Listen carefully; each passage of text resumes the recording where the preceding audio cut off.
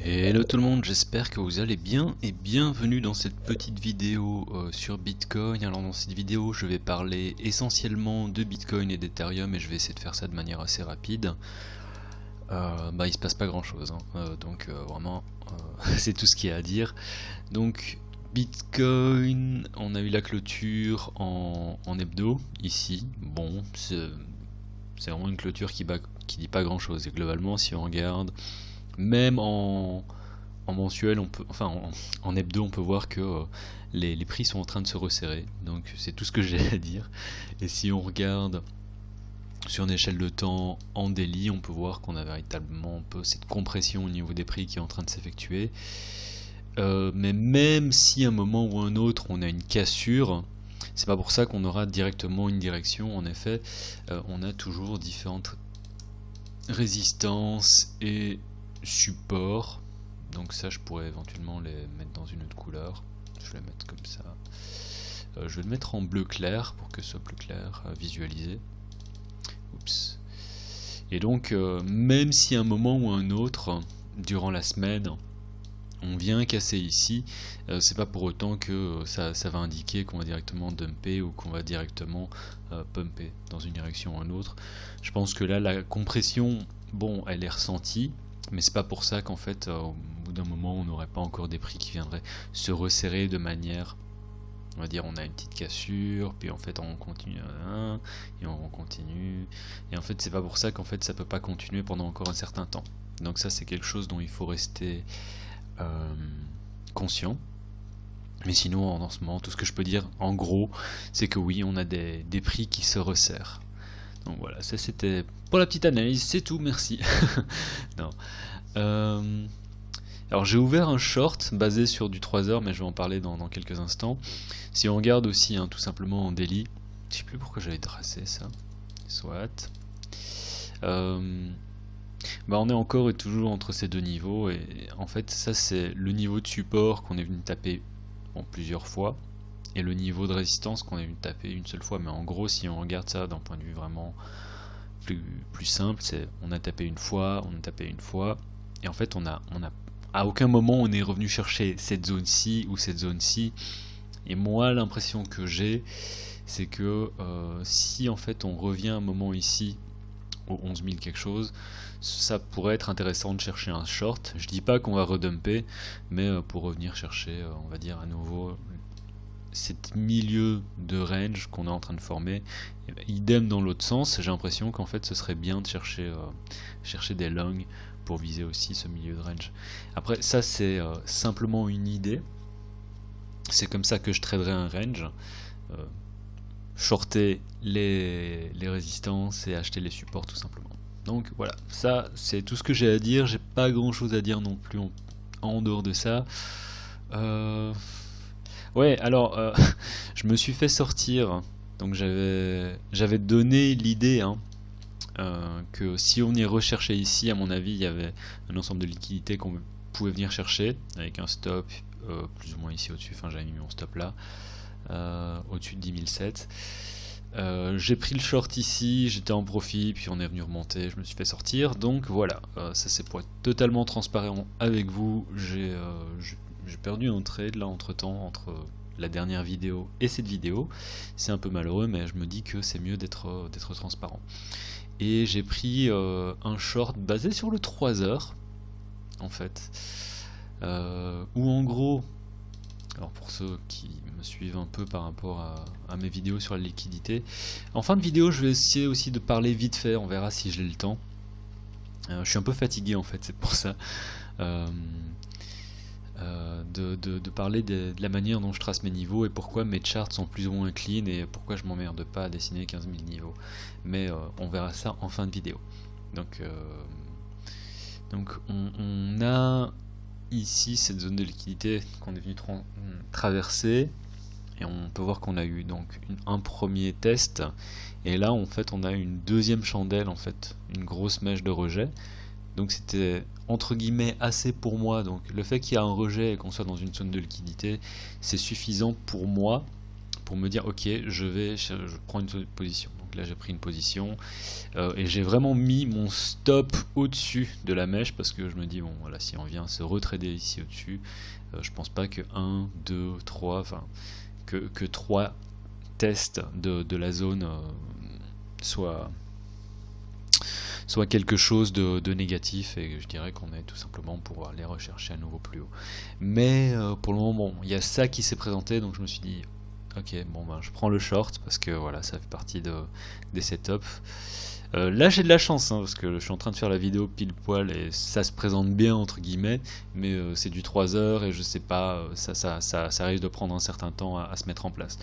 Donc là je ne sais pas, et en dehors de ça, globalement j'aurais tendance à être un peu assez positif sur ce qui se passe, sauf si vraiment, c'est-à-dire quoi? C'est-à-dire, je vous avais expliqué aussi la semaine passée, pendant le week-end, que si on venait aussi, donc voilà, on a ça, que si on venait clôturer ici, au-dessus, je pense qu'on a une chance de continuer au-dessus. Alors on a depuis eu ce setup là, bon, bah, qui m'a fait être short, et d'un point de vue reward ratio, ce que je regarde, la zone c'est vraiment ici, hein. C'est le sommet qu'on a eu ici, la résistance dans laquelle on a eu tapé 1, 2, 3 et ensuite qu'on a cassé. Donc l'idée pour moi maintenant, si je veux prendre un long, c'est vraiment de réattendre les 10006, placer mon stop, ça dépend de vous. Moi je le mettrais peut-être en dessous de ce deuxième creux ici. Donc on a, enfin de ce premier puis deuxième. Certains le mettraient en dessous du deuxième, ce qui serait tout à fait possible aussi. Après moi j'aime bien être un peu plus large, quitte à avoir un R un peu moins sexy. Et l'idée ce serait de reviser, ouais carrément, enfin, viser ça ici. Pourquoi ici? Et on peut voir, alors là je suis à l'envers, c'est bien joué. Donc prendre position ici, stop ici en dessous, pour viser ça ici au-dessus. Ça ici au-dessus c'est quoi? Alors ça fait un trade à 3R, on va voir si ça se passe. Donc l'idée c'est quoi? C'est bon, vu que j'ai pris un short qui vise le point d'origine de l'up move qu'on a eu ici, l'idée c'est d'espérer qu'on vienne justement chercher ce target, et à partir de ce moment là chercher si on a un peu de force pour ensuite venir chercher ici au-dessus. Alors on peut voir, hein, donc je viens de parler de cette zone de liquidité. À mon avis, on risque encore d'avoir un peu de chop ici au-dessus. Mais l'idée, c'est vraiment de venir chercher. Je vais totalement ignorer ceci. Mais l'idée, c'est vraiment de venir chercher la liquidité qu'on a. On peut voir, on a de la liquidité ici. Donc, en fonction des échanges, je pense qu'on est même venu taper plus haut, mais je vais le mettre comme ça. Pourquoi? Parce que on peut voir qu'on a ici une grosse réaction, ici une réaction, ici une réaction, et du coup ça reste quand même un aimant à prix. Et moi ce que je voudrais c'est qu'en fait on vienne chercher tous les stops qui sont, on peut à mon avis un stop ici, un stop ici, un stop ici, et qu'on vienne carrément chercher les 11 000. Et d'où cette target en fait tout simplement, c'est venir chercher la liquidité qu'il y a ici, éventuellement sortir les gens qui ont pas encore pris leur profit, et donc c'est ça que je vise. Donc on va voir si ça va se passer, c'est simplement mon avis personnel, je peux tout à fait me tromper, ça c'est l'idée long que j'ai, et je suis dans un petit short en ce moment, même si je suis pas certain que ça se passe, mais idéalement c'est comme ça que ça se passerait pour moi. Si maintenant, cette vidéo elle va durer un peu plus longtemps que ce que je pensais, si maintenant en fait on vient chercher ici en dessous, on peut voir, hein, on a une petite consolidation là, donc ça c'est la deuxième chose. Du coup cette idée long elle est invalidée, hein, tout simplement, et l'idée ce serait de prendre un short. Ouais, ça fait pas un R qui est génial.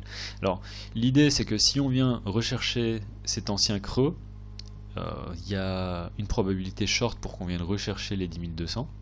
Parce que là du coup on réintègre encore à nouveau en dessous. C'est super chop, hein, c'est beaucoup de chop, c'est ce que j'ai dit. Ça fait déjà un certain temps qu'on est en train de faire ça. Si ça se passe, Il faut faire attention parce qu'on a encore ce sommet. Ouais, en fait, le plus safe, c'est encore vraiment... Je suis désolé, je pense à voix haute. C'est d'attendre ici pour viser là. Mais la question, c'est est-ce qu'on a un R qui nous sera favorable, un risk-reward qui nous sera favorable? Et ça, c'est pas certain. Mais donc, voilà, ça c'est aussi tout simplement. Je vais effacer ça, tout simplement. Je n'ai pas envie de...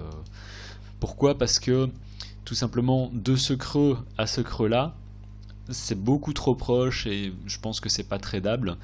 Et qu'en termes de vraiment de setup à probabilité plus grande, il faut attendre qu'on prenne ce creux ici. Une fois que ce creux, on se tradera en dessous de ce creux ici, on aura une probabilité short qui sera plus élevée.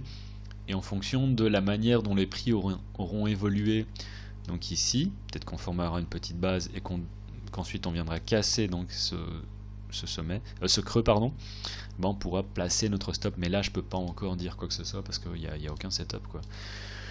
Donc voilà, ça c'était plusieurs idées. Hein. Donc l'idée, c'est soit on vient faire un bounce ici, soit on vient se trader comme ça et on viendra viser ici.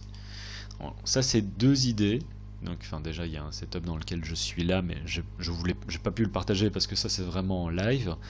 Mais si on a un plan de trade long, c'est celui-ci, et le plan de trade short, bah, c'est dans l'autre sens, du coup. En espérant, dans un premier temps, bah, les 10 200, et comme toujours, les 10 000 beaucoup plus bas. Donc voilà, ça c'était pour BTC. On va regarder vite fait sur Ethereum. C'est un peu le même délire, en fait, sur Ethereum. C'est... là, on est encore entre deux niveaux. Pour moi, si on arrive à casser ce niveau ici, on peut voir, on a tapé dans la liquidité, une petite consolidation avant chute, donc liquidité. On a tapé deux fois dedans, je m'attends pas à ce qu'on réussisse, qu'on ait un troisième rejet, je m'attends pas à ça. Je m'attends davantage du coup à ce qu'on remonte, et du coup, c'est un peu la même chose avec cette résistance ici. Je pense qu'on finira par la casser, dans le sens où bah, ça va faire une troisième fois, même si on pourra avoir un rejet, et on pourrait venir chercher beaucoup plus haut dans cette petite consolidation avant la chute. Donc globalement, ouais.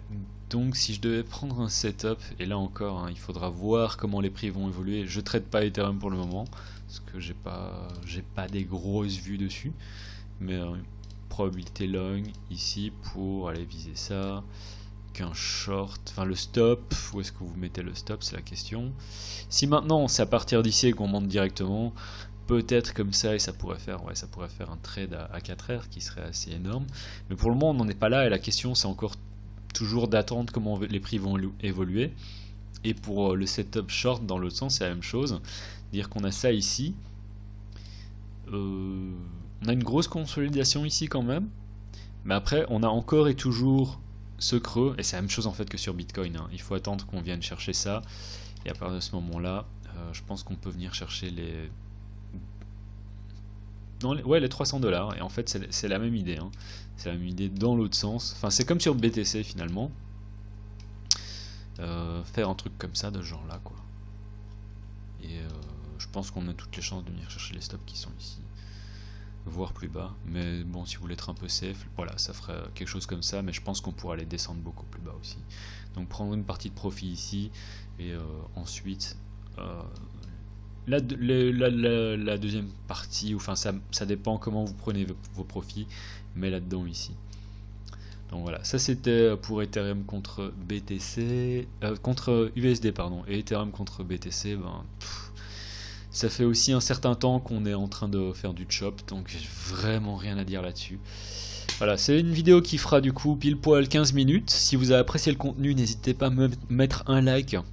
Voilà, vraiment j'ai juste ça à dire, s'il vous plaît mettez-moi des likes. J'ai envie d'un peu voir si il y a un peu d'interaction. Et la seule interaction que je vous demande, c'est simplement de cliquer sur le pouce en l'air. Voilà, un grand merci. Comme toujours, PrimeXBT est notre sponsor, donc n'hésitez pas à checker le lien qu'il y a dans la description.